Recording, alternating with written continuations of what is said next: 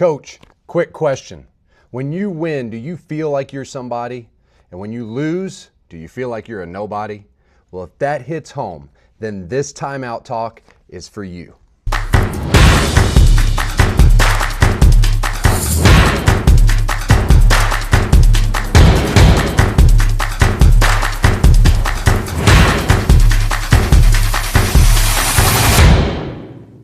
A lot of coaches don't just coach the game. What they do is they carry the game. They carry the pressure, the expectations, the opinions, and the scoreboard becomes their identity. So today, I'm going to give you some spiritual truths that settle your identity, and at the end, some practical tools that you can use this week so that wins don't inflate you and that losses don't crush you. By the way, if we've never met, my name is Andrew Grants. I'm a former high school and college coach, and I now serve with the FCA in the coaches ministry. I've lived the late nights. I've had the film sessions, the long bus rides. I've felt the pressures to win just like you. And I also know what it's like to love Jesus, but still just get pulled into that performance-based living. So, welcome to Timeout Talks, Coaching with Christ. These are short, practical, faith-filled talks that will help you lead strong, help you stay grounded, and to help you coach with that kingdom vision. So let's talk real life, coach. When you win, do you walk a little taller?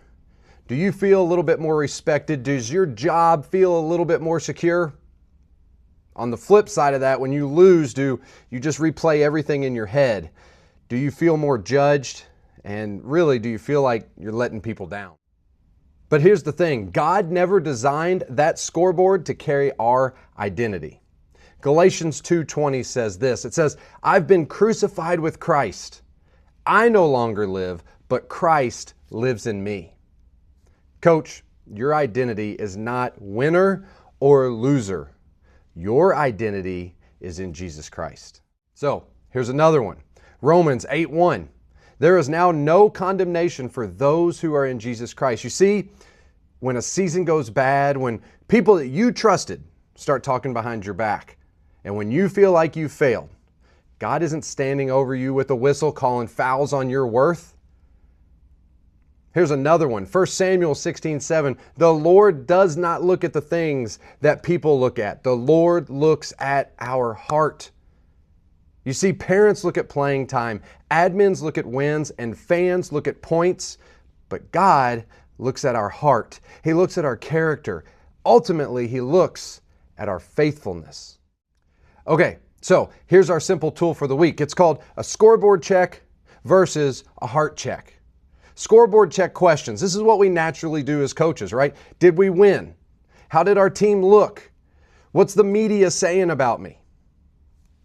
Here's the questions that we should be asking. And these are the most important ones, the heart questions, the heart check.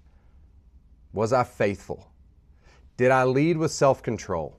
Did I coach with truth and love? And did I ultimately represent Christ under pressure? So when can we do this? Well, the night after the game, or maybe even the next morning when emotions are a little bit calmer, we can go back and ask ourselves these heart check questions. Listen, if we don't check in with ourselves constantly, then our emotions will start to ultimately rule us and our identity will become fixated on what the scoreboard says. And that is a false identity that does not define us.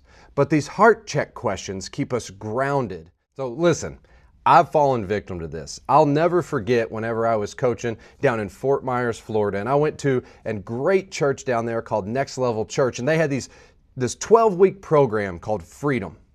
And I'll never forget week 1, and they had this fill in the blank, and it says, I am, and you're supposed to fill in who you are. And I remember with pride, I filled it in, I am a coach.